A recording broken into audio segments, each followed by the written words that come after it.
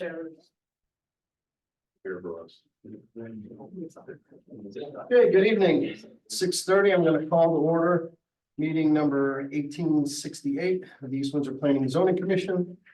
We are here in the Don Daly Meeting Room of the Town Hall, as well as available on the Zoom platform.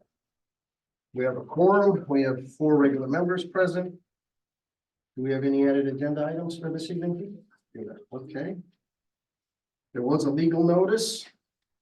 The East Windsor Planning and Zoning Commission will hold a public hearing on Tuesday, February 27th, 2024 at 6:30 p.m. Details regarding how to attend will be published on the commission's agenda and will be made available on the town's website.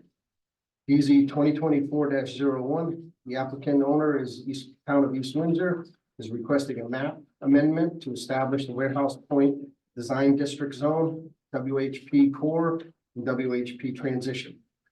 Full copy of the application is available on the Planning and Zoning Commission's webpage of the town's website. All interested persons may attend this meeting and provide verbal or written comments regarding this application. This was published in the Journal Enquirer on February 14th, 2024, and again on February 23rd, 2024. I'm sorry, February 16th. We are at the public participation portion of our meeting.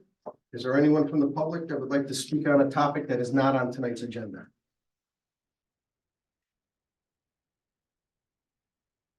Is there anyone online that would like to speak on a topic that is not on tonight's agenda?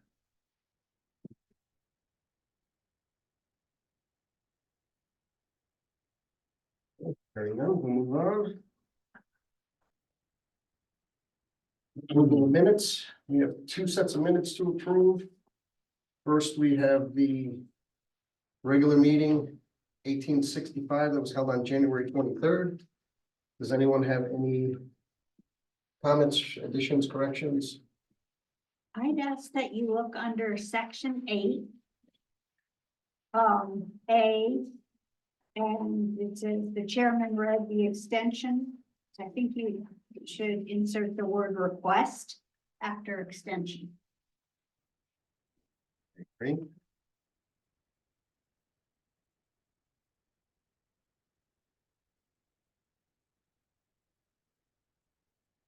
Anything else?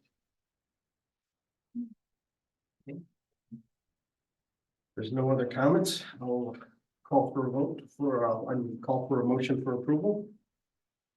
I'll make a motion to approve the meeting minutes from regular meeting 1865 held Tuesday, January 23rd, 2024, with the addition of the word request after the word extension on the first line of section 8. There is a motion to approve. Do we have a second? Oh, second. Second by Stacy. Any further discussion?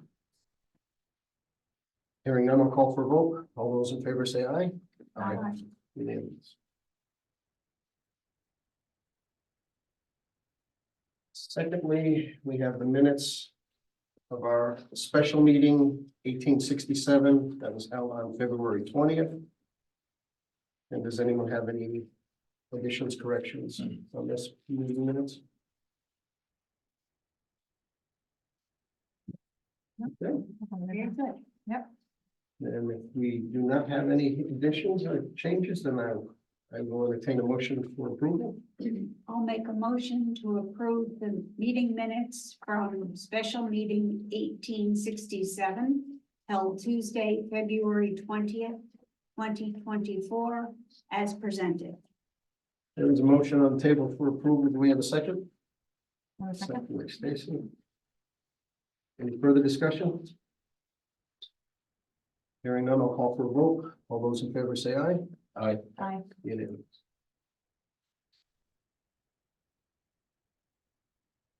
We have no new applications to receive. No actions, permanent extensions, road acceptances, no continued public hearing.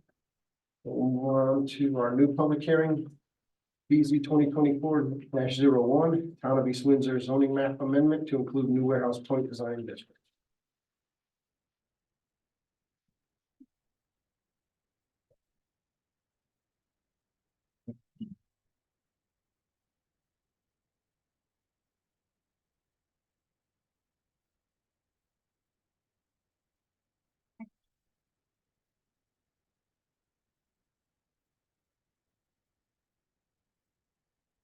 I'll make sure.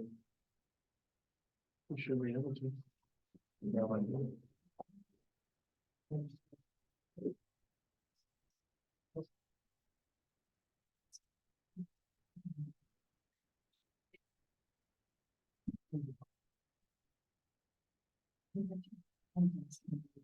You're still up on.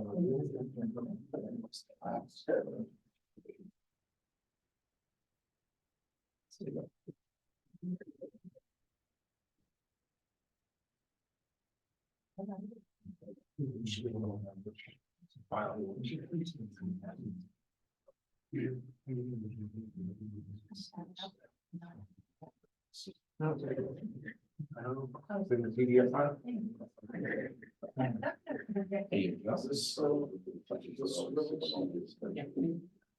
Oh, that's nice. Yeah. That's the first time I've seen that movie. All right, so, this is a long time coming for, the zone. Warehouse Point's been studied for about 20 years. And really looked at as a great place for opportunity to grow and create a village atmosphere. Have some mixed use, open up opportunities to folks going forward. And we adopted regulations to do just that back in December. And so this step is landing the zone. And on this map, the green is the core Warehouse Point landed the zone, and the orange is the transition. So with that is the boundary of where the regulations that get passed would be. The uses are very similar to the underlying uses. In some instances, more uses being allowed, more flexibility. There are several instances where people have combination commercial and residential and would like to go all residential where they couldn't before, they would be able to now. And then if the economy changes and you could get commercial back into the structure, you'd be able to go back and do that as well.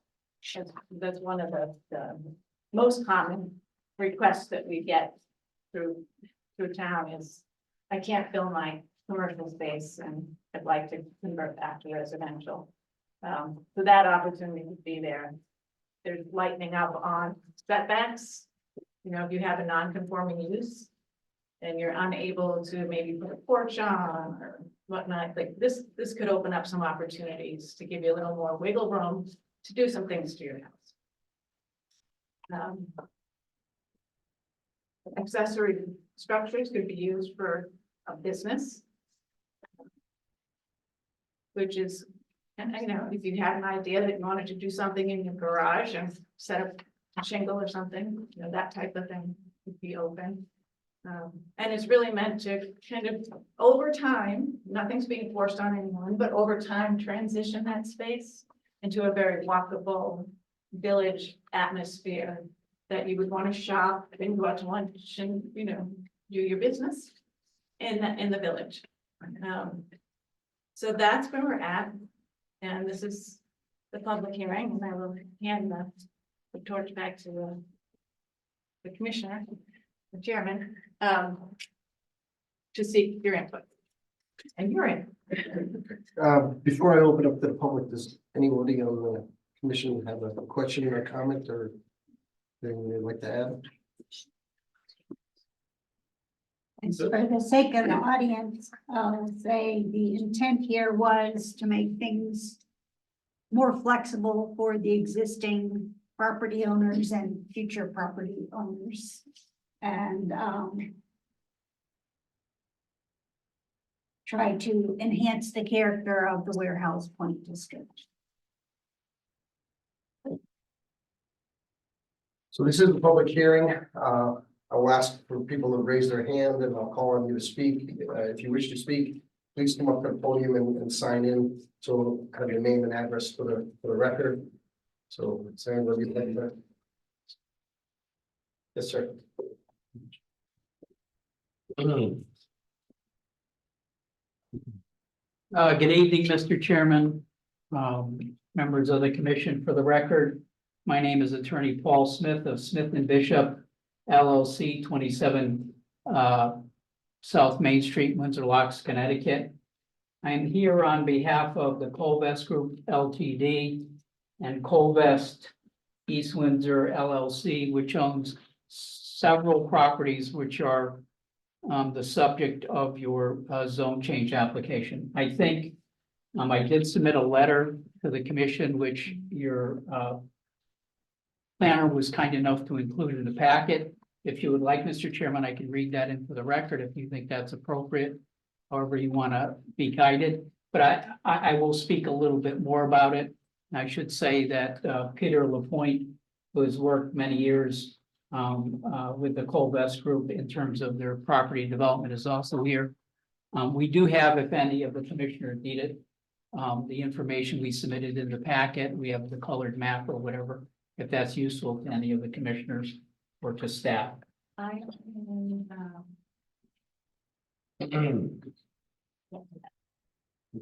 And the letter isn't too long, Mr. Chairman, so it won't be like reading a novel.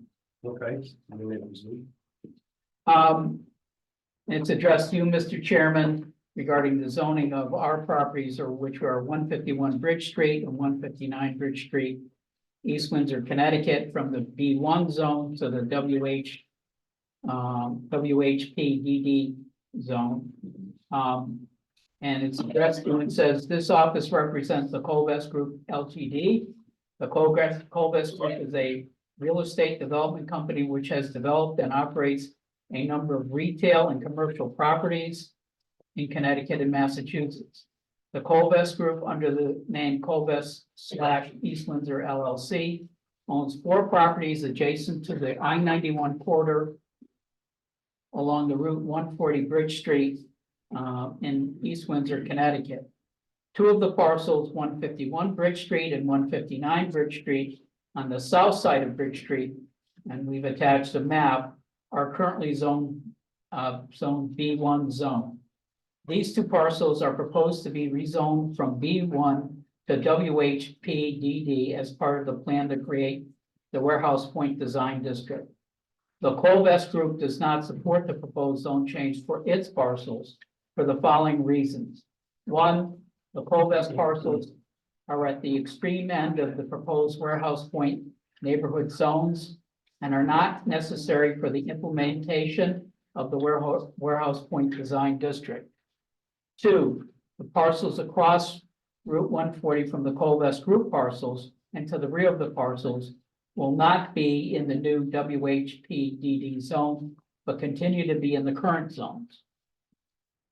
3, the Colvest properties are within the I-91 development corridor and more suitably developed as B1 zone properties.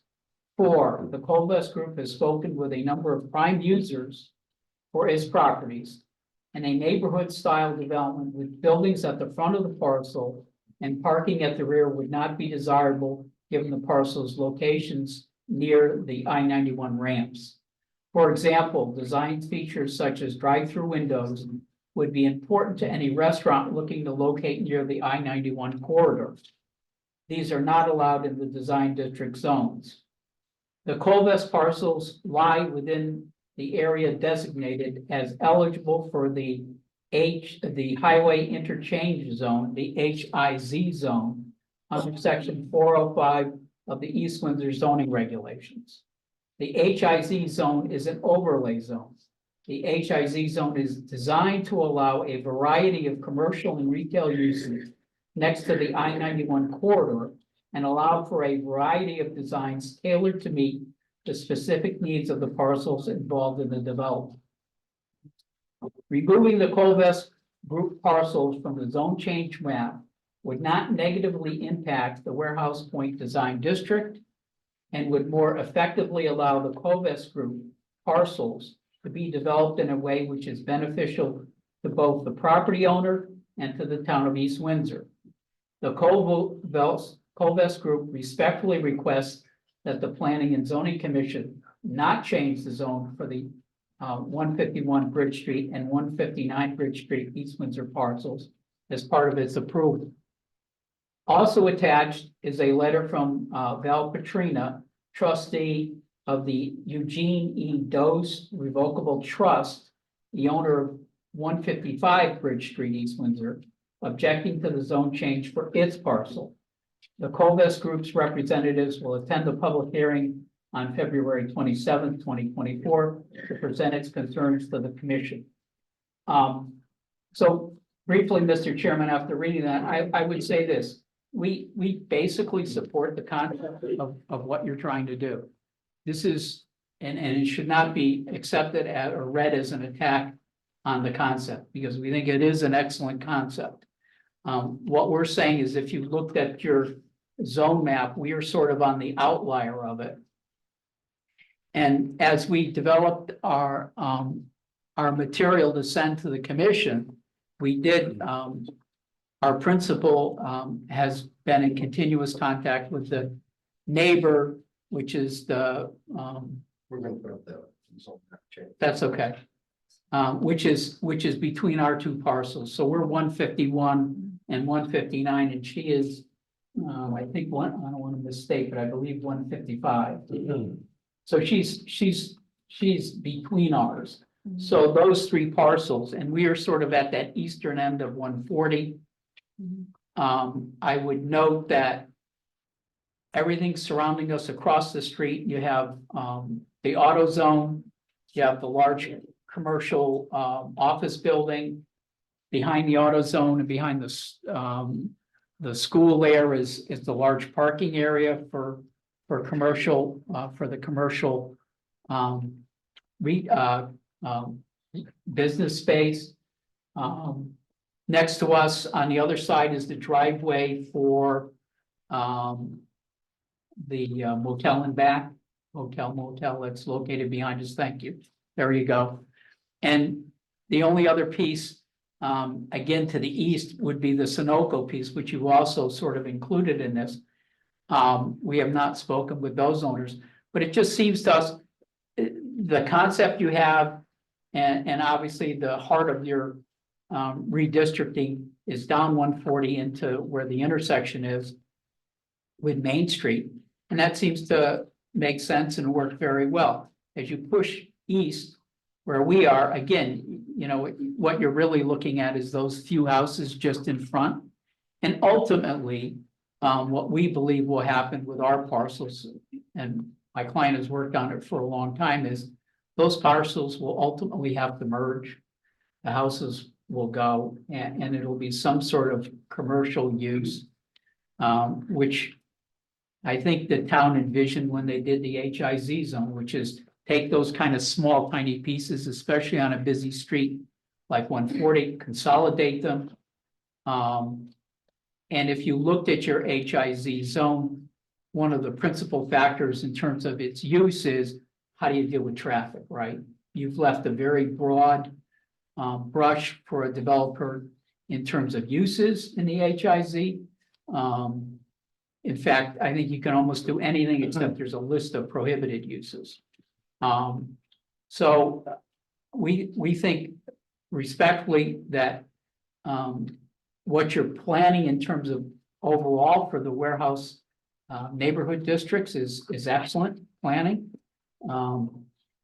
We would just think our parcels would better serve the town, staying as they are and remaining in that HIZ zone.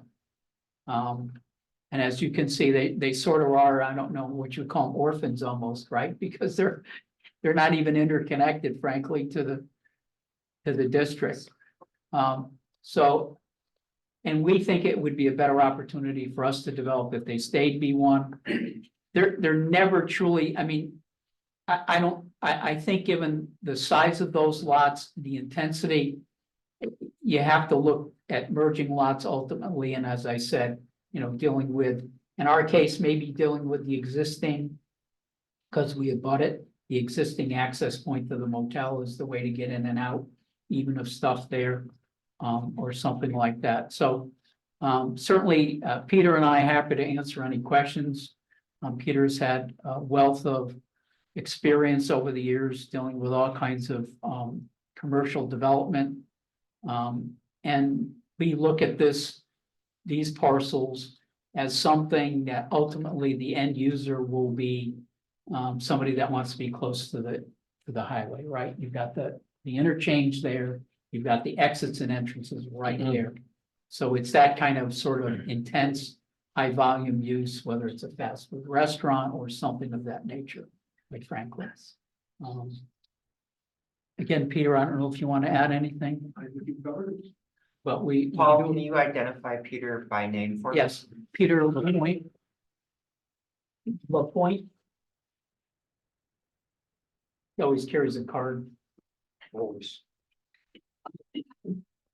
But happy to answer any commission's questions. We appreciate, and again, I can't emphasize enough, we appreciate the effort. We know that the effort that goes into these kind of things and the thoughtfulness. And so we're certainly, that is, our position has nothing but good to say about it in general. And we would support what you're doing in terms of the heart of this. I think it's probably a good thing, and over time, it'll help that neighborhood. So, appreciate your time. Anyone else that would like to speak?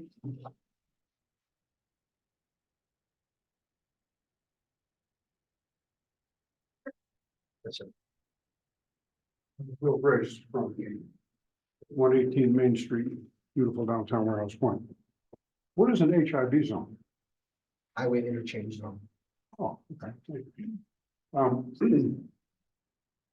So the first block of Main Street, from Bridge Street to Maple, is not, my understanding right now is zoned business, except for the last two lots on the north side, which are zoned residential. And that's because when they did Maple Street, they drew the line all the way down the north side of Maple Street, and everything down there to Main Street is residential, is my house. And so I don't know what goes into a transition zone. But what I do know is when someone was looking to develop the house next door to me quite a while ago, they wanted to put in parking and didn't understand that behind us is Blue Ditch and they couldn't put parking there, so they're going to put it next to my fence. But they have to leave a 50-foot buffer because between a residential and business. So that kind of blew that one out of the water. And so now my concern is not knowing exactly all that's allowed in the transition zone. And if in the future, someone decided to develop that land, now am I going to have a Taco Bell at my fence? So what is allowed in a transition zone? There is a use map. Can you maybe put that up?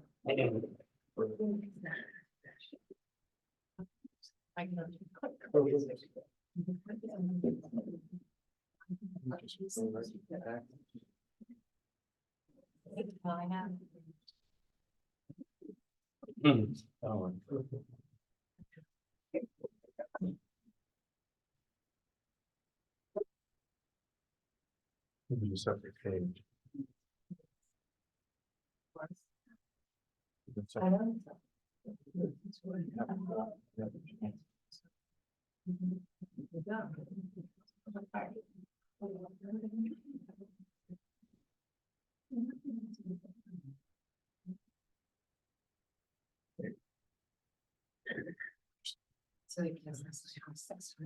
Share.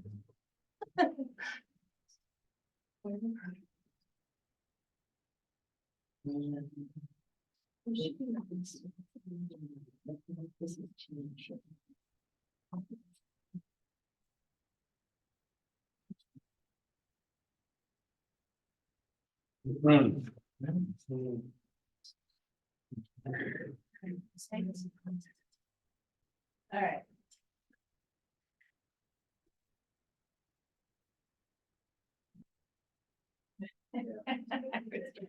Sorry. That's funny. All right, so we have a table that goes through the existing zones. Residential and B1 that are most common zones down in Warehouse Point. And then the new polar zone being, that's being proposed down in the transition. So.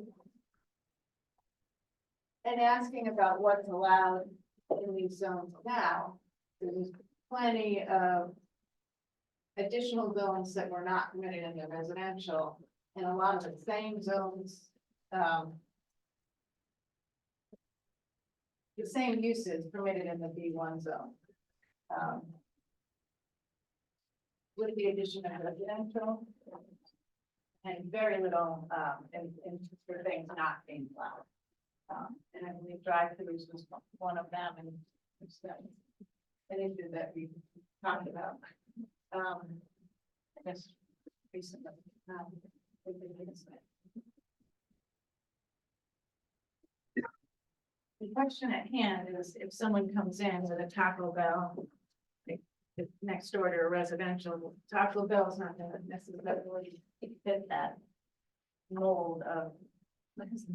So what we're proposing, sort of like reuse building, maintain an architectural look and feel, and we're still gonna consider stormwater and wetlands, and there'll be those kind of constraints on what does get developed, because you're gonna need impervious surface and thoughtful stormwater. Well, I have nothing against Taco Bell. But it could be an auto parts store. And, you know, or anything, and you know, when you talk about character, I don't know where you can find a whole lot more character than Warehouse Point. You know, you've got the main fish market, which used to be a trolley stop and an ice cream shop and a tobacco warehouse. And then you get down, you know, to where they sell all the antiques and stuff, and that used to be the Salt and Stall Inn. And the little bar that's down there and the little building next to it used to sell tickets to go across the ferry. I mean, there's a lot of history there and a lot of beautiful old homes. Some are a little bit more rundown than others. But, you know, that's character. And what worries me is that you tear all those things down and put up something with plastic siding and plastic windows made to look like what was there. And it's just, there are few things more charming than a small village in a New England town. And so I just can't see messing with it. Yeah, absolutely. So one of the things that is different about this zone than any other zone in town is that essentially for the first time, we are adopting criteria for building design. So the idea is there's 3 different types of compliance when you're dealing with development of a site requirements like parking spaces. But then there's also something that we're calling site amenities, which may be a bike rack or a bench for people to sit at, landscaping, or what is referred to in the planning world as parklets, which are small areas where people can gather. The last piece of that puzzle is design. So if you have a special permit use, if you're in the Warehouse Point zone and you have a use which qualifies as an SUP on that table, these regulations now require that you meet building design standards, which are in the regulation. And if you go through the reg, you'll see we have photos of the existing buildings that are down there. We talk about roof types and building materials. The whole purpose of this is that right now, a B1 zone property could demolish any of those structures and could build a Taco Bell or anything like that. The intent here is to encourage the uses that the town is interested in the buildings that are already there. And so this sort of the tiered approach that we've taken is if you're doing a use that we want in an existing building, that is very easy. If you're doing a use that we want in a new building, then we want to talk about it. But if you're doing a specially permitted use and you're trying to do some type of redevelopment or construct as new, we want that to fit into that existing character as best we can. If zoning regulations across the board now have absolutely no standards for that. So the commission, even if everybody in this room wanted the building to be demolished, couldn't say. These regulations really put their thumb on the scale in that way. And force people to reuse those buildings. The market doesn't always support that, so we've needed to make this more flexible. So that as the market says yes to office, no to office, yes to apartments, yes to retail. The regs can be nimble in that way. But we've leaned very heavily on, and we can bring them up if you want to see. Building design, site design, and matching the existing character of what's there. Or try to, I don't want to say we have. And in keeping with what you were saying, the charm that's there, is trying to build off of that. Not get rid of it, but build off of it. And, you know, make it what you come to see. Can you explain? Oh, I'm sorry. I'll go sign in. Okay. You're, You probably already answered it and I just didn't get it. I'm with him. I'm Jan Grace. Okay. One more.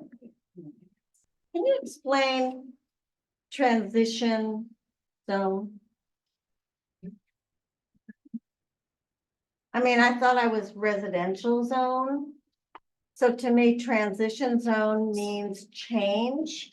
And I don't know Yeah. what that change means, and it scares me a little bit. I can understand why. I have a lovely old So- 1840 house. So in naming the zones, we have the most intense version of the regulation in the core. And as if you're a bird's eye view looking out,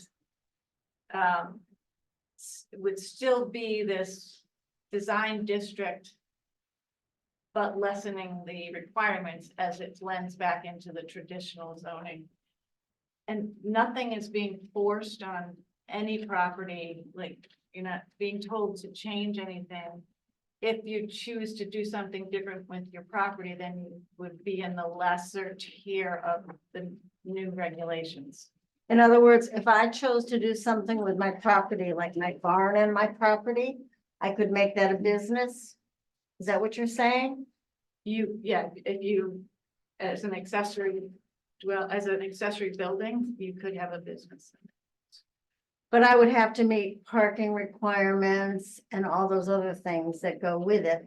So people can't just Right, do something right. to make change. And the regulations actually have, they speak to off-site parking as well, because if you envision kind of a walkable village, if you Yeah, I visited thought the we many, were a walkable village. if you have if it becomes a vibrant place to visit and more people are there, there'll be a need for parking. Right? There's plenty of villages in the state that have you know, the stores and restaurants, and they're historic villages that have been revitalized, and many of those have locations that there's parking lots and different places behind buildings, and then most of the traffic is on foot in those places. Okay, I just thought we already had sidewalks and restaurants and shopping and culture. Okay, thank you. My name is Nancy Schumi. I live at 148 North Main Street. And my house is 2 doors down from where it was residential, and I'm now transitional. I live in a house was built in 1800. And my house is about 8 feet from the sidewalk is where it starts, 8 to 10. My question is, with the transitional, being in the transitional zone, I live on North Main Street, which is designated a state road. Is there any is there any planning on slowing traffic in the transitional area, such as speed bumps, stop signs? Anything of that effect? Not as part of the zone change, you know. Okay, and I wanted to also verify what we're looking at, was that in one of the videos that was provided in the link? That was in the original letter that went to homeowners, because I did watch all 4 videos and I'm just not recalling. Yeah, I didn't see that. Is this something where I could print this out, what you're showing? This? Yes, list? that actual. Yes, this is, Where is it? Yeah, my question is where is that That's back- located? the That meeting- actual chart? this chart is in the meeting materials. If you went to the planning and zoning webpage and you click on meeting materials, or if you have a PDF from the website, the town website, there's on the agenda, there's a link to the meeting material. Okay, so I'd have to deep dive, go out to the go to the planning, out to the town of East Windsor website, warehouse. planning and Yeah, zoning. we'll post it to that warehouse point page that you, All right. yeah, we'll put it right on there. Okay, and I have another question. What is, there's land behind the Geisler's Plaza. You know, we have the square there. I'm on North Main Street. You have Bridge Street. You have, the street where the state receiving home is, and like back of the passengers, funeral homes, wetlands. Is that, I was curious if what was possibly planned with that. I mean, there really isn't anything that could be done to that land. I am not aware of any plans. Okay, Yeah. because it, I mean, it is in the transition zone. That's the only reason I brought it up. And it's wetlands. It's just, can I just- So one of the things first I want to commend you for watching the videos, because there are a lot of them there. Yeah, I went through it every was- single one. Yeah, so one of the things that the original warehouse point study, or the most recent, contemplated was essentially 9 zones for the same area. And so it created a bit of a choppiness, and the way that they were originally envisioned, there was not a lot of, it wasn't seamless between them. So the zones that are here basically take the uses that are allowed by the underlying zones and the vision that was put forth by the warehouse point planning study in the most recent version, to try to kind of mirror the two. So the uses or the zones that are reflected on the table that are here don't anticipate anything that we know that's coming, or anything that has been contemplated, so much as looking at how do we continue use of the property based upon the current zoning and provide for flexibility based upon what the market may demand moving forward. I don't remember where you said your property was. I'm like 148 North Main Street, 5 houses up from the Geisler's Plaza, on the right, going north up to Enfield. So one of the other issues, if you look, in the areas that are currently in the business zones and others, there's a lot of residential properties that are not in residential zones, which means there's some nonconformities that exist as far as, so we're trying to fix that as well, so that people don't have the same level of complication if you're trying to make improvements to your home and it's been there forever. So this allows for those developments, and it relaxes some of those setbacks, because the lot sizes are much larger than what most have in that area now.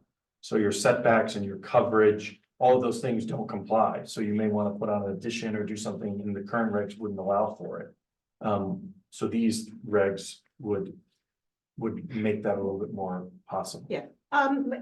My main concern, just like the Graces, is that why I brought up that land that is behind Geisler's in that square block is that now I'm in the transition zone, my neighbor up north to me. Could they conceivably sell their house and then a right of way could go into that property or whoever owned it wanted to sell it? Those are the concerns, and then have some type of business behind my house.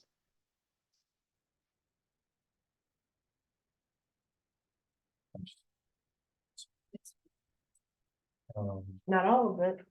There's- I don't wanna compare. I don't think you're in a transition. Yes, I am. You're up in the green. No, I'm No, not. we're not. We're in the I'm right here. orange. I'm the This is first where I house in am. the orange, and she's the I'm the second. second house in the orange. We're right This beside the is, body. I see. this is North Main Street. That's where Main Fish Market is. That's the Geisler, Okay, Geisler's, yeah. The core line follows the B one Mhm. in this area. She needs to only trust that road. No one's gonna walk on that road. When you're actually going 55 miles an hour, running over The animals Geisler Plaza daily. developed Yeah.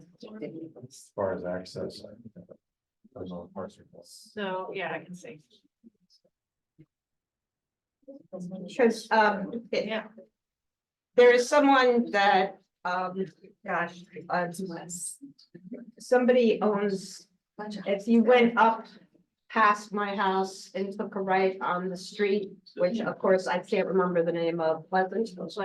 Pleasant Street. The second house on the right is a ranch which owns a land that goes into that land that is behind Geisler's. So that's a concern. I mean, either, a concern for me. Could someone 2 doors down, sell their house, somebody come along and have a right of way, build something in there for that particular house, which the last I knew was for sale. It's a ranch. Could someone, take that lot, knock the house down and put something in? Because they own a couple of acres It's up against. and it's up against part of the wetlands. Comes to that skinny trail. Well, I mean, anything that's still, any kind of development still has to go through all the other channels. And could take years. Through the wetlands commissions, it still has to meet all the underlying. Okay. Even if it's in a transition. It's just not by right, you know. All right.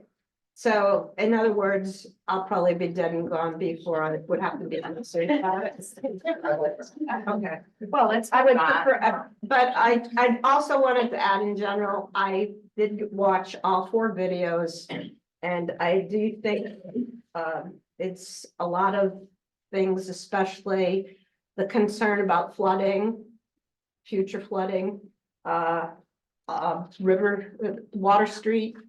What is proposed as far as buildings. I think a lot of things on the river to enhance the fact that we are close to the train station that's being renovated in Windsor Locks. I think a lot of things are, to me, are a great idea to redevelop areas that have been underdeveloped for many years due to flooding. Thank God the last time it flooded was in 1988, mid-1980s. My grandmother lived on Dean Avenue, so it only came up with. But that was all my concerns. Thank you. Yes, sir. Peter Sanders, 2 North Main Street. I just have a question on if there are, I live in a transition zone. And there are properties right now that are, I would consider in the residential zone that are not really being used residential. Will somebody or a committee come out, look at the residential area, deem it residential or transition, and then decide whether what's existing there can stay or leave, and what's the enforcement of the town? How much enforcement do they have of those properties? I'll call them blighted, but I know everybody has a different definition of blighted. But what would the town be able to do, and how difficult would it be to do that? Right now, we have people that put trash on the street, and if this is gonna be a walkable village, we can't have that, but it takes months to get rid of that trash on the street. Well, as far as going to a transitional zone from a residential zone, that's not gonna address blight at all. I mean, that's a whole separate subject. It's something that the town has tried to address with a lot of pushback. There's a lot of live and let live attitude, and even though it adversely can affect other people, there doesn't seem to be a lot of support for having an enforcement or But regulation. even if it's like, I guess I'm confused. If it becomes, I guess it's residential now, it's gonna be, the other one, even if it doesn't meet transitional, yes, thank you. If it doesn't meet those standards, that would still be able to stay there? I don't think there's anything that will now make something not allowable that is currently allowed. It's to expand uses. And not if it to wasn't restrict. allowable, Then it should be an enforcement previously- issue. If there's something going on now that's not permitted in that zone, it should be reported to the zoning enforcement officer and they'll look into it. okay, so you don't intend on coming out, looking at the transition zone and seeing if there's anything that is, No, usually everything has to be through a complaint and then the zoning enforcement officer will okay, look into it. thank you. Thank you.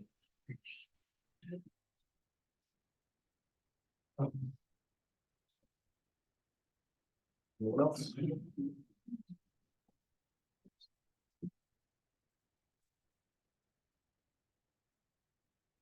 Well,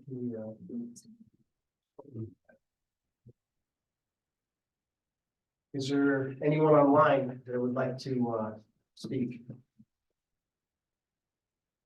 Hi, this is Noreen Farmer, 247 South Water Street. I'm not actually down in that area, but I just want to thank the commission for the amount of work that you've put into this.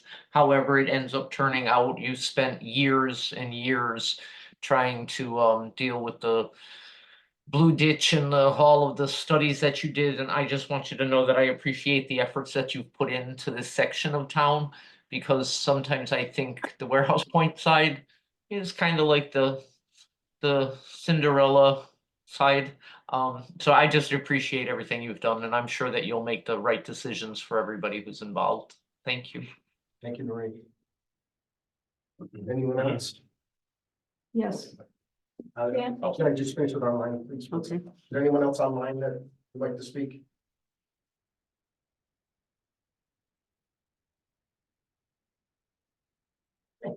Janet Wheeler, 2022 Dean Avenue. It looks like part of our property is in the red and part of the property is in the green on Dean Avenue. Can you look at that? On the same piece of property, it's in two different. It looks like it's in two different zones. 2022, did you say? 20 and 22. It's a 20. two-family house and it's 123 years old and it's been owned by the family since it was built.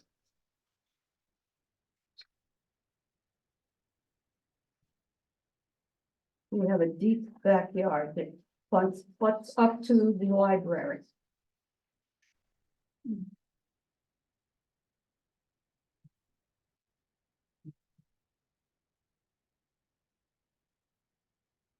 I mean, there is no intent to split up properties into two different Well, zones. if you look at your map, it looks like, if you look at the library and you look at the lots along Dean Avenue, I believe we're in the red Orange. or the orange or whatever you want to Yeah, call that color. Which is Yeah, great. the line straddles the rear property. We did this based upon parcel, so it would follow the parcel. Something small, but. So what Mike had just said was that the map, the zones follow the parcel lines, so we wouldn't have split it. So is this in the transition or is it in the core? Your parcel is completely within the transition. So that means that my next door neighbor could change his garage into a repair shop for SUVs or The, motorbikes or whatever. all the parcels the parcels that come, with the exception of the parcel on the corner, School Street on that's inside is all within the transition as you head up Dean Avenue towards Bridge Street. They, with the, again, with the exception of the parcels on the corner, they're all within the same zone, so your neighbor wouldn't be held to any different, standard than you.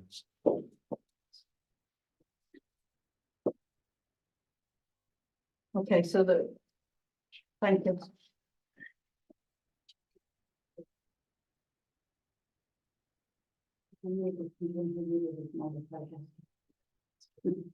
Anyone else?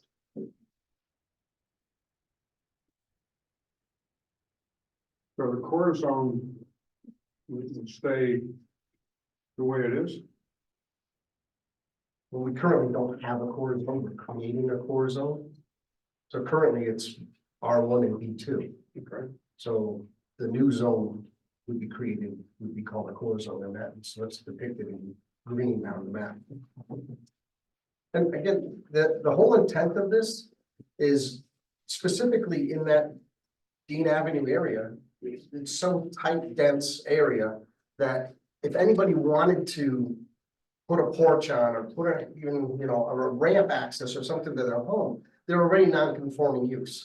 So now it becomes very difficult. So the intent of this is to try to make it easier for an existing homeowner to be able to make an improvement or do an addition or do something with their home to make it more usable for themselves without having to go through, you know, variances and things like that. And the other side of it is then they can start some kind of a business out of their house as well. Unless I misunderstood that, but. Yeah, that's the last thing. Our neighbor continue to do one. We have no parking on that street and they continually park and we have mentioned it to the police and they said, well, as long as you get in the driveway, it doesn't matter.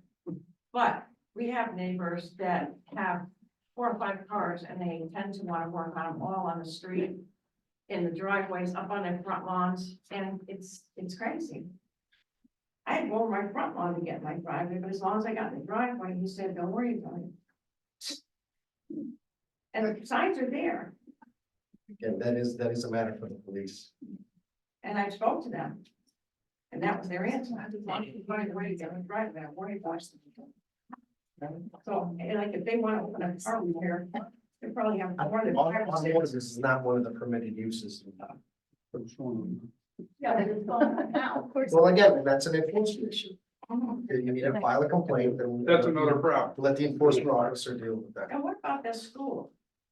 That's down the corner, with the police station, that's going to Rattling Road. Yeah. Oh. You'll, Town the back half of it. I mean, that's That's not anything in the purview of this a commission. big eyesore. Hey, can I get your name really quick? Can you sign in, please? I already. Janet Wheeler. Oh, Janet, thank you, Janet. It's a beautiful building, that's never kept up. It's a shame. Anyone else? What are they doing? Well, I don't intend to close this public hearing this evening. We do have some good comment and, we will evaluate and see if we can make some tweaks and corrections to try to make it appeasable to everyone, but, can I have a motion to continue the public hearing? I'll make a motion to continue the public hearing till our next regular meeting, which is March.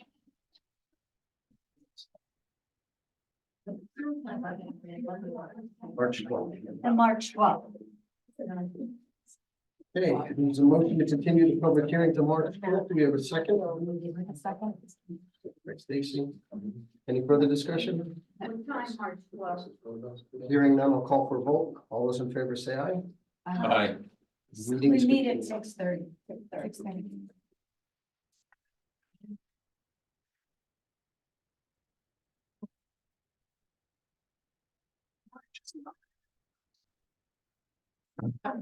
It's not in. Easier.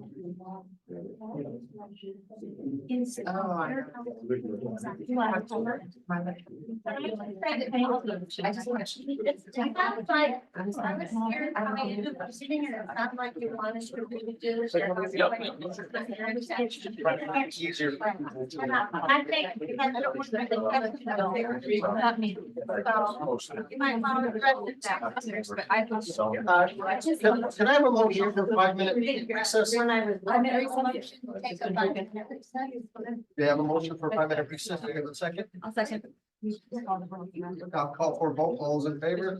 Aye. Yeah. Meeting back in the order. Excuse me. But anyway, it's a long story, So hopefully, we were just talking about. take care. All right, so we do not have any old business, new business. So under other business, we have a informal discussion about a 10-lot subdivision on Reservoir Ave and East Road. Who's here to speak on behalf of this? Hello.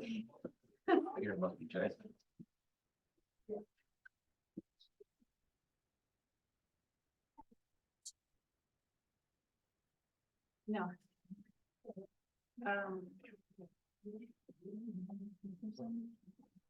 Good evening, J.R. Russo and Associates, here representing Precision Developer.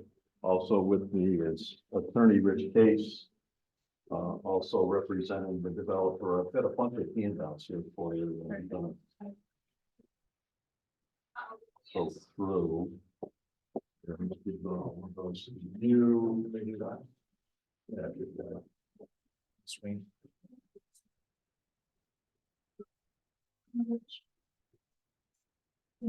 I got this. Right. Yeah, I think I might have added some more stuff to it. What is for you? Thank you.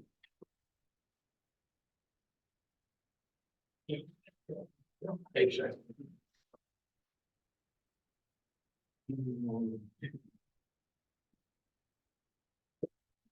There. Other one here. You both have cards. With me. I do. That's fine. You can just write it down for me. I put my name on it.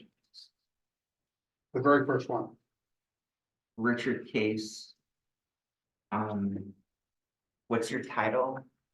Attorney. Thank you. You, Charlie, well. You will not find him on the side of a bus in Hartford, though. You clearly won't, nor on the news, nor on the television.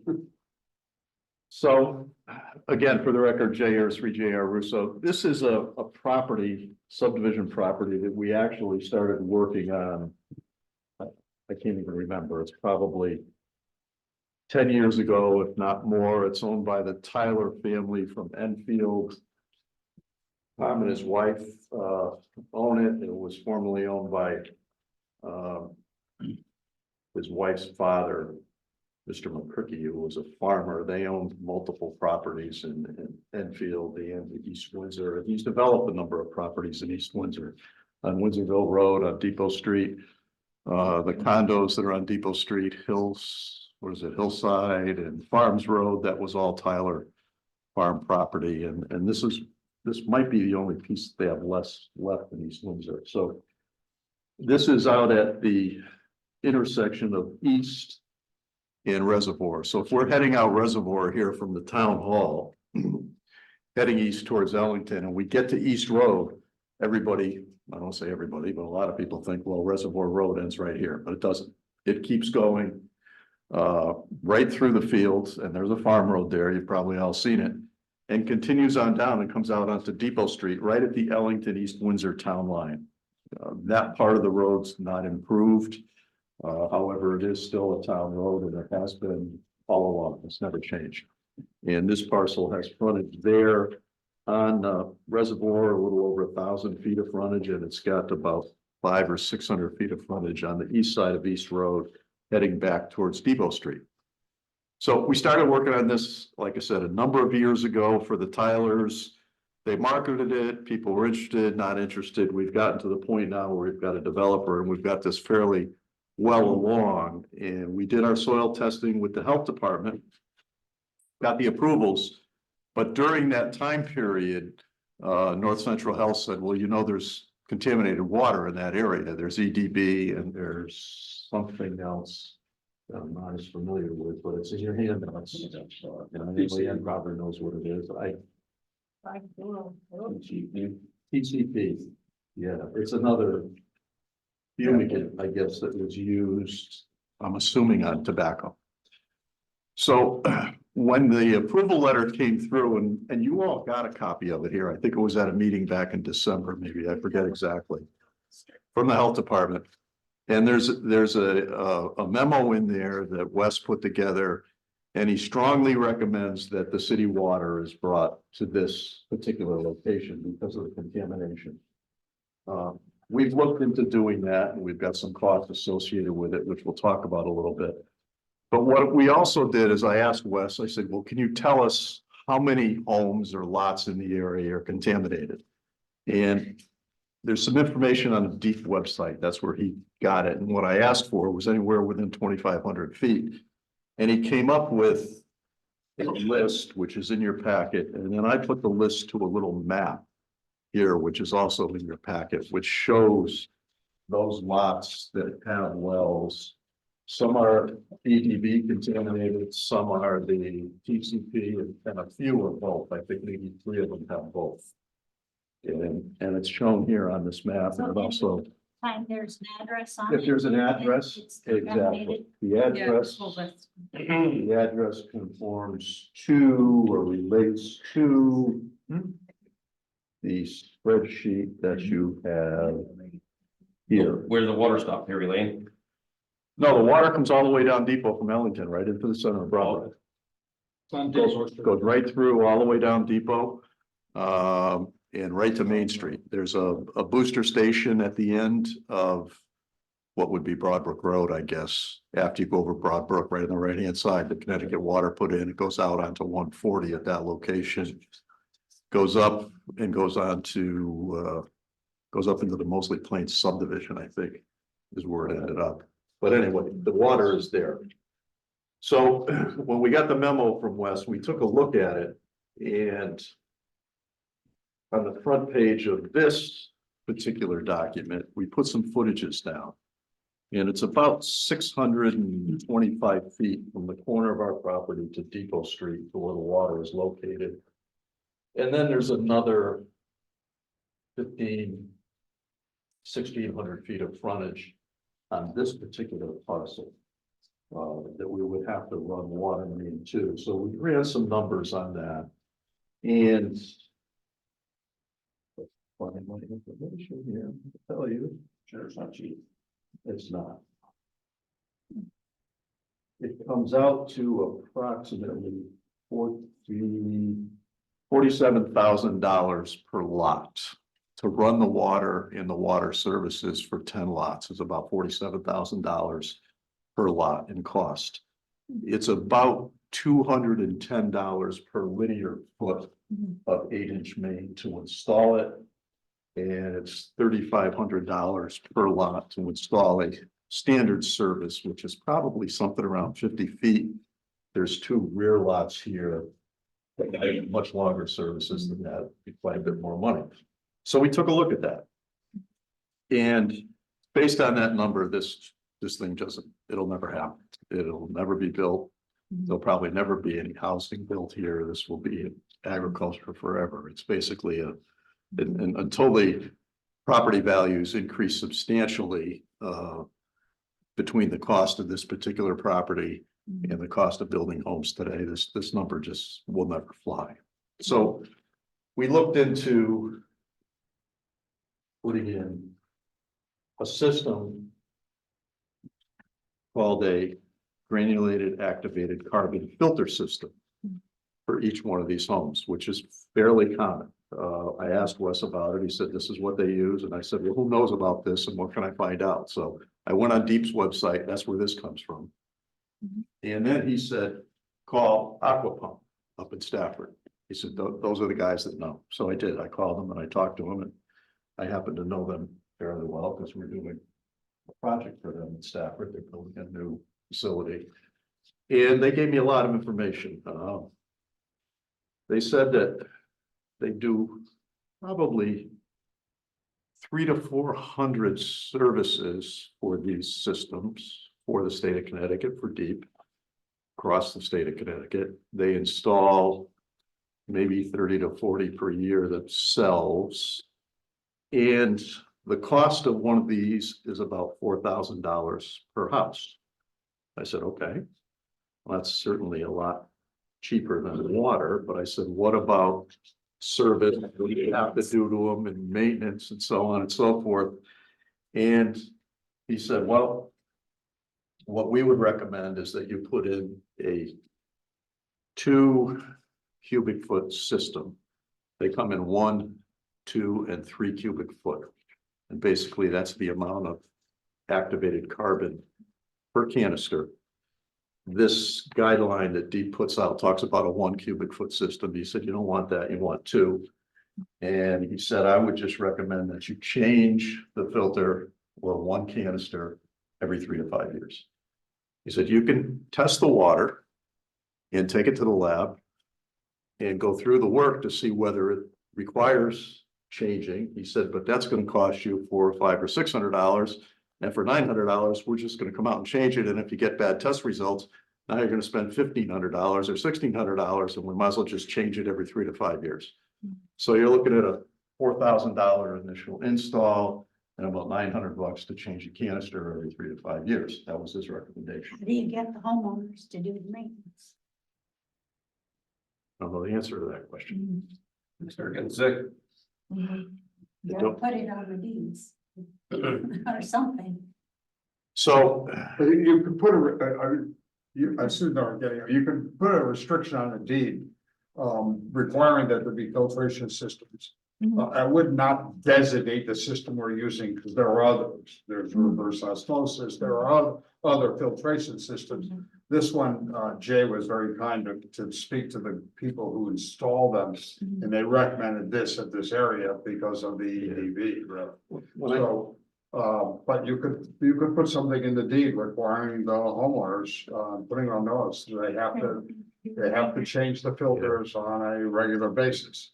Would you just comment, Jay, what did Aqua comment as to how long, if you continuously change the filters, how long the systems would last for? he didn't say, and it sounded to me like it's probably something that would go for decades. It's not Decades. something that's going to fall apart. I, at my house, have a reverse osmosis system. I've been there over 30 years because we had high nitrates. And because I live in a farming area over in Ellington, and I have a similar problem to what you have here. When we moved into the house, I had 2 young kids. And we had more kids after that, and the state required us actually they brought in bottled water. The state supplied the water. I don't have water in my street, and we still don't, probably never will, but at this point, the bottled water no longer comes because the high nitrate apparently is something that affects pregnant women and children under the age of 1.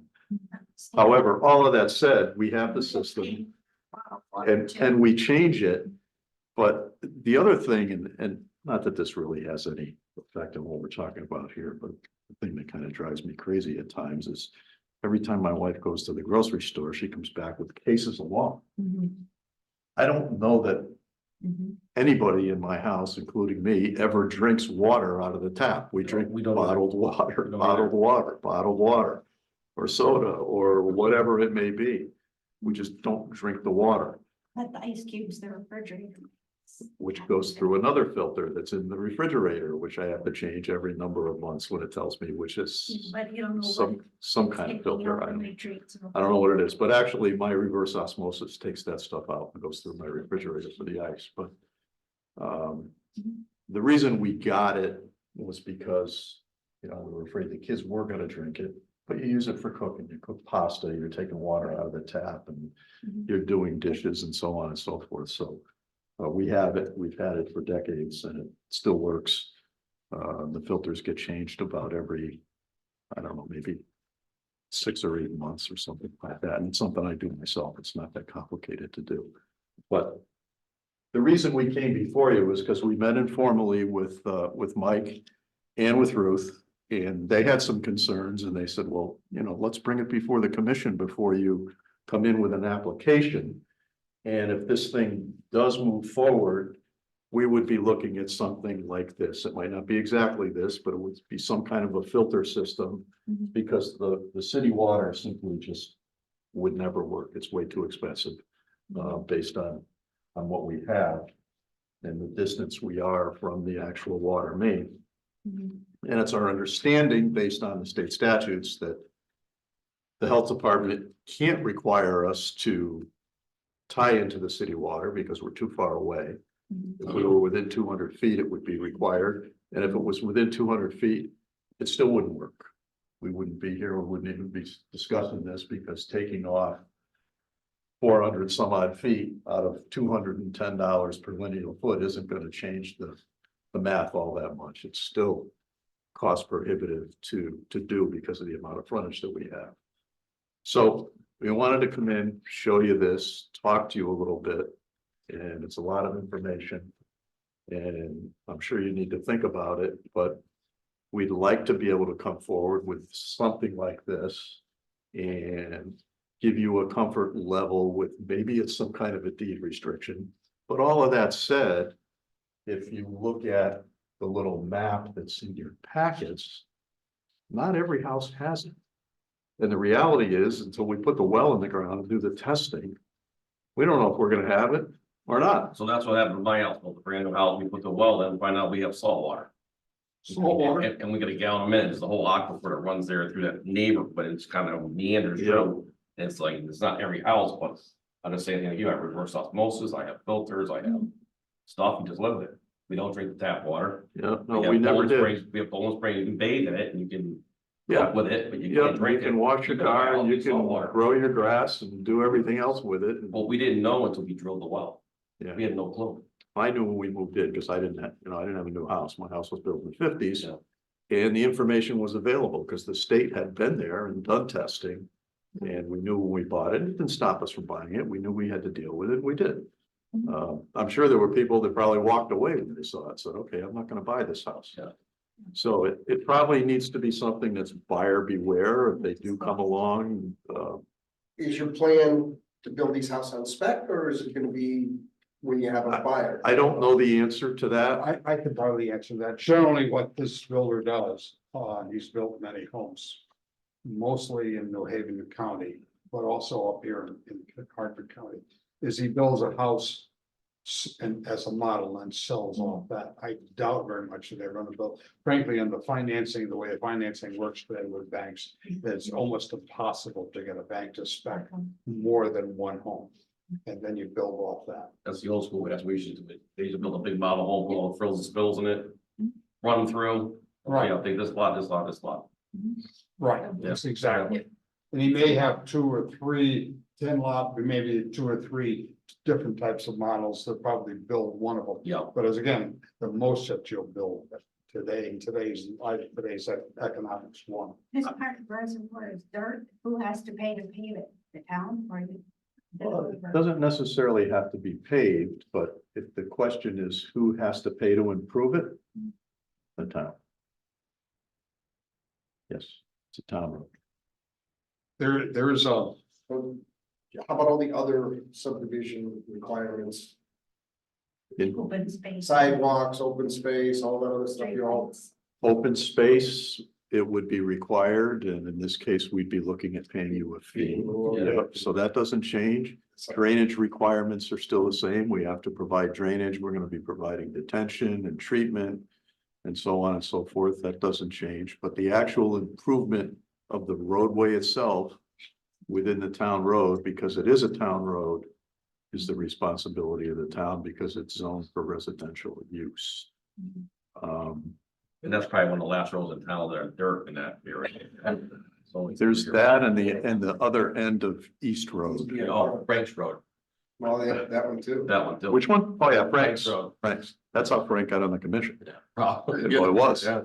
No And question he's about still, it. and he's still got And dirt. he's still here. Grant money given to the town, that's one of the questions I asked Jay, whether the town is part of that.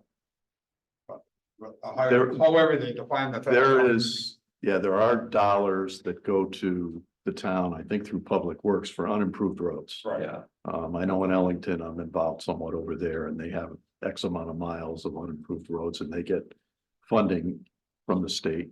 And there also Annual wasn't report. part of that, I'm not gonna call the inflation, but whatever was done at the federal level, but there was grant for improvements like this on a local level. So the state of Connecticut, and then of course you gotta participate, whatever the state. that's a DPW budget. Yes. Yeah.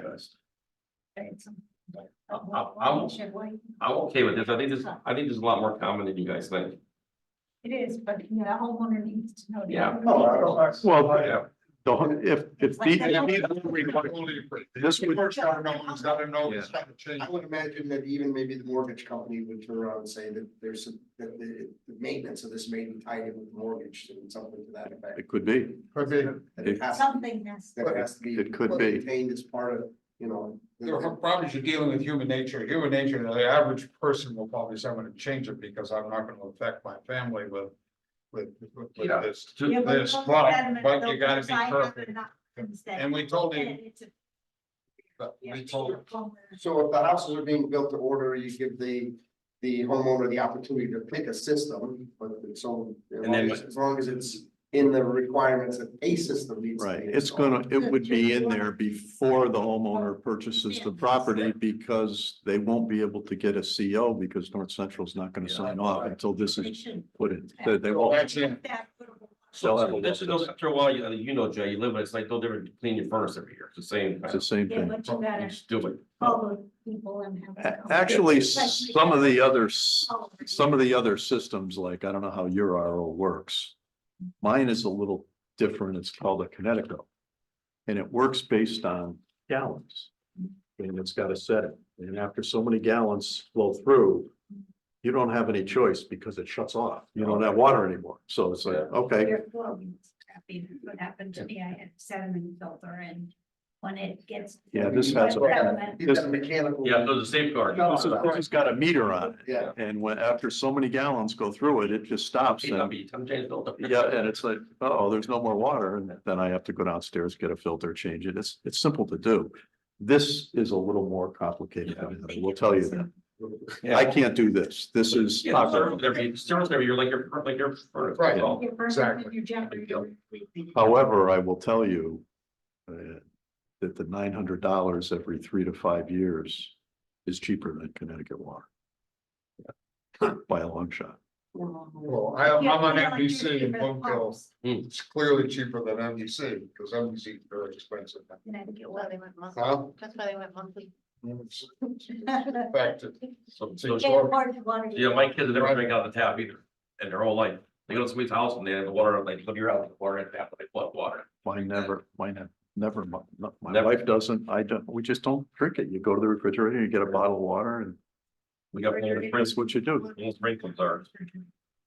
Yeah, it kind of. My only request on behalf of our client is that for us to move forward, it's not an inexpensive proposition. You know, it's time.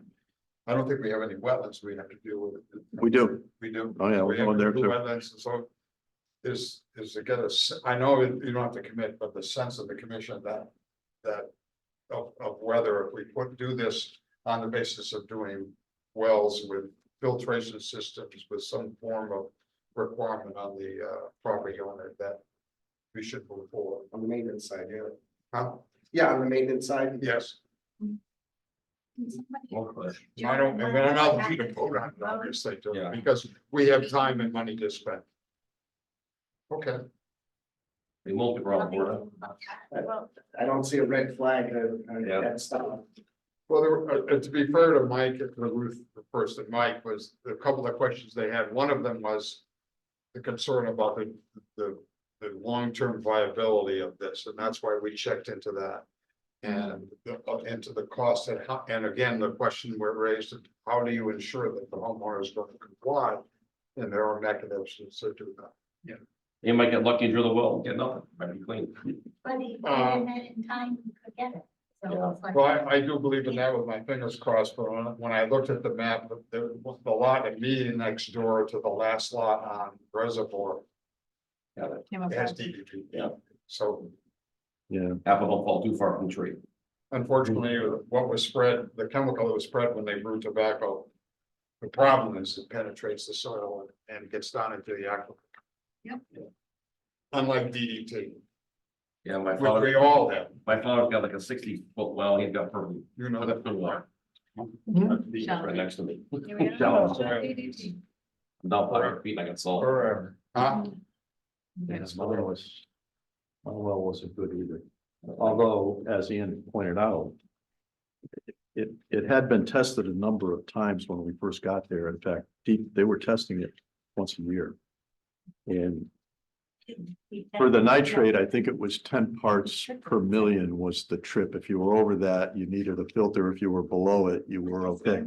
What's safe to drink changes over time. Well, it changed. There were tests where it was below, and then the next year it was above, so it fluctuated, it went like this. And the standards changed. The unfortunate thing with dealing with DEP is the RSRs, which what. They change them as as more information comes out about a particular situation. They will always be changing. And they don't loosen the restrictions, I'm sure, if they're making them tighter. Right. Or- I don't mean to tell too many stories, but there was a client of ours that had a automotive agency that they were trying to develop into something else. And didn't realize until the late 1980s, when they opened up and flushed the radiators. They dropped it right down into the drainage systems, or they determined it was a carcinogen.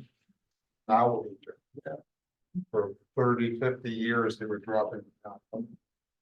So, you know, it's, but we're discovering more, and it's only better for the health of people, so it's. Turned into the mill.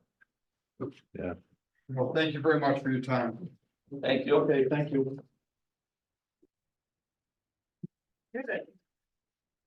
We're now under.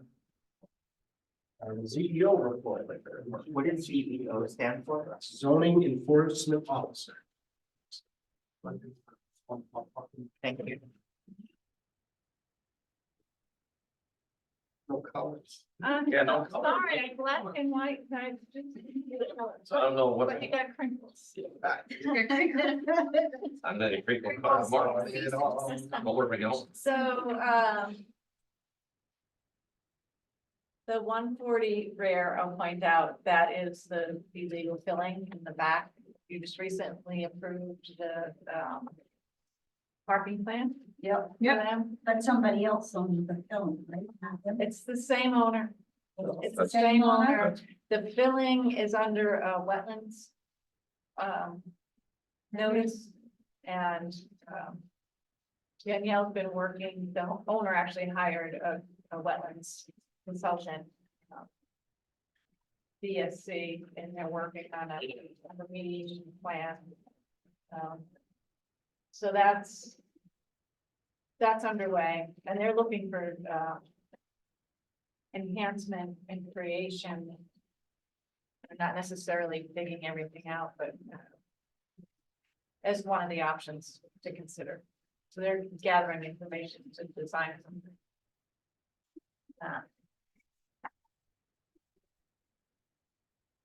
And the building official's been working with Armstrong, and we have the order that went out, and so Ken's been out there, I think, a couple of times a week, just to have a presence there. I saw him alone more stuff probably a couple weeks ago. Loading to bring out or And in. Well, you shouldn't be taking in more, but it's the out we're working on with him. But it's a big undertaking, yeah, I said that. yeah.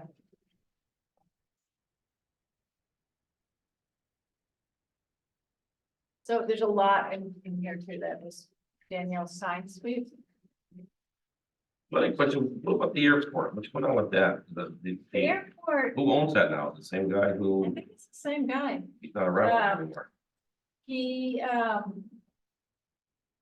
owes us an ASBIL. They went out and did the remediation back there, you know, to repair what they had built. And, Danielle's been inquiring and not hearing back. The as-built is to be underway. That's great, that's all. Yeah.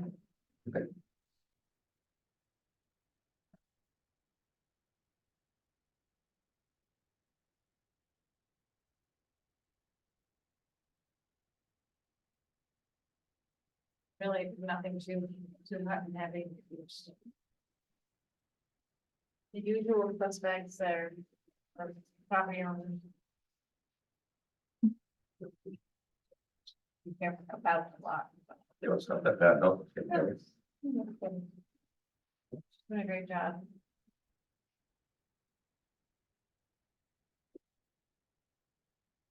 All right, and then under correspondence, we have the Federation of Planning and Zoning Agencies, we have their quarterly newsletter. I sent you their newsletter.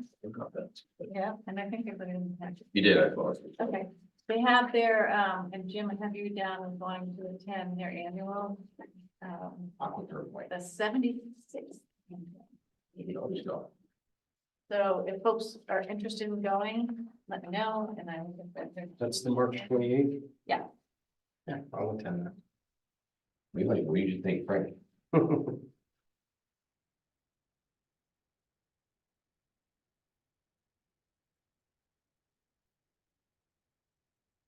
Anybody else interested in going? I'm in South Carolina.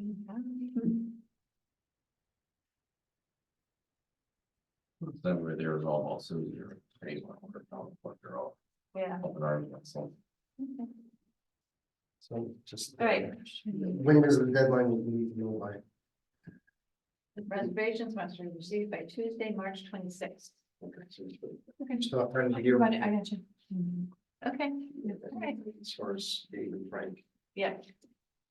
I'll reach out. As far as training, is it every other year we have to do that, however many hours? Or do we have to do it again this year? It's set up now, so we're in 2024. You have to do it based upon term.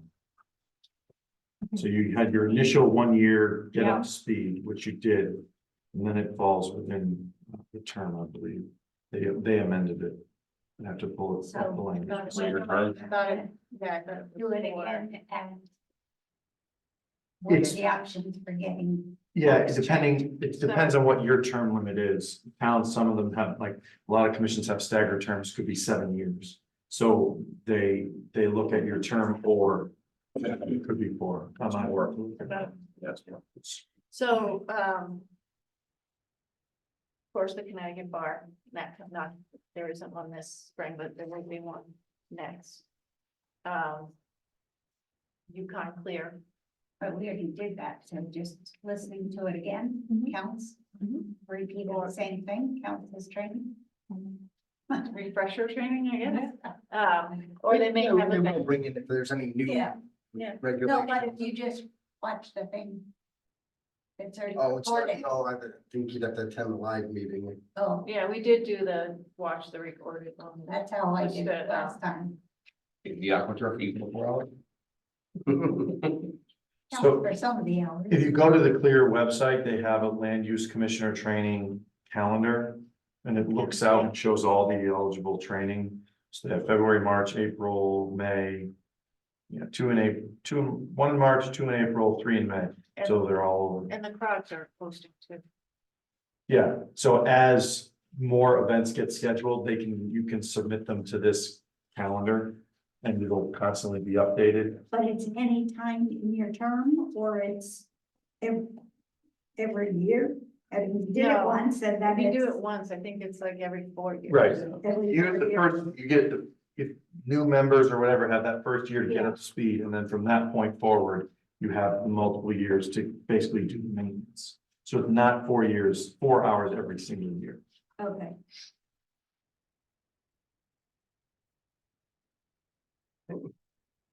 I'll try and map that out for everybody. Yeah, it's like, And then oh, they can when do I have to yeah. do it again? I don't think they're gonna kick you off. They'll say, hey, listen, man, you need to get your stuff. There's another bill out there for wetland commissioner training. It's been, I saw that, yeah. There's also one that allows commissions to, bring trainer in, what?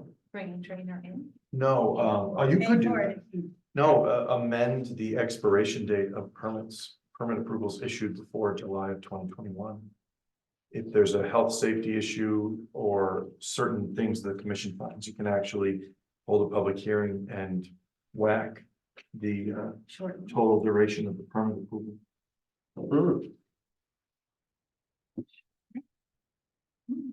So that you don't have these projects that create all these issues that, yeah, there's gotta be a compliance issue or health safety, there's certain things you have to find, but you can whack it. I don't know what will happen. Remember the day we could do waivers? We should play for everything. Waiver. Great, Remember great. that? Little days? Yeah. Oh, waiver. Does anybody have anything else they want to discuss? If not, I'll entertain a motion to adjourn. Right, where's Frank? I'll make a motion to adjourn. Okay, we have a motion to adjourn. Do we have a second? I will second. Okay. Call for vote. All those in favor say aye. Aye. Bye. I. Meeting is adjourned at 8:07.